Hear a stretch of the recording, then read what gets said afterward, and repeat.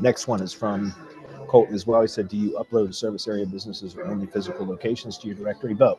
He said, I'm unsure if I should focus my cold emailing efforts solely on physical locations for now or target both physical locations and the service area businesses. What would be the best approach? Both. I do both because in the tree service industry, about half of the GBPs don't have public street addresses. And so I would be limiting my exposure or my potential market by half if I didn't target service area businesses without public street addresses. So why limit it to one or the other? Do both, right? It creates a little bit of a challenge when creating listings, but just so you guys know, I talk about this in our mastermind.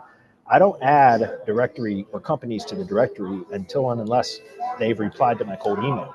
Initially, when I first created the directory, and I recommend to students, when you first create a directory, that you populate the directory with 2 or 3 states worth of companies in the industry that you've selected.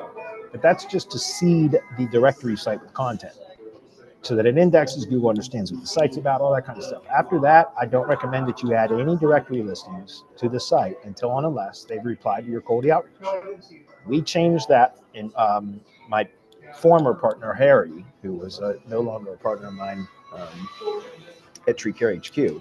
He actually was the one that kind of led me to that, to change that strategy. Because before I was always adding contacts that we would scrape to the directory, then we would reach out to them via cold email. So there were, hundreds of directory listings on the site for contacts that I could never get a hold of, that never replied to the cold email sequences. And so Harry was one that said, well, you've got enough seed content on the site. Why don't you only, we still scrape contact lists with like Google Maps Scraper from Outscraper, but we just do the cold email now without creating the directory listings. In other words, we don't upload the contact list and create basic unoptimized listings anymore. We just create the contact list, do all the cleaning and filtering and sorting and all that stuff, and then we do our cold email campaign, and we only add directory listings when a cold email receives a reply, or if it's a user-submitted listing. That's it. That way we know that the companies that are added to the directory are companies that we have direct communication with somebody at the company. Does that make sense? And that keeps the directory clean. So initially, like I said, you can add some seed content, which I recommend everybody does that.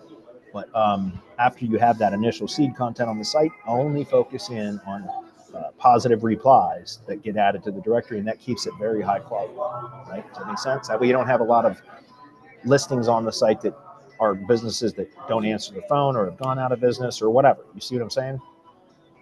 So anyway, I do both service area businesses and public street addresses both, because otherwise, but only to those that reply to my cold email.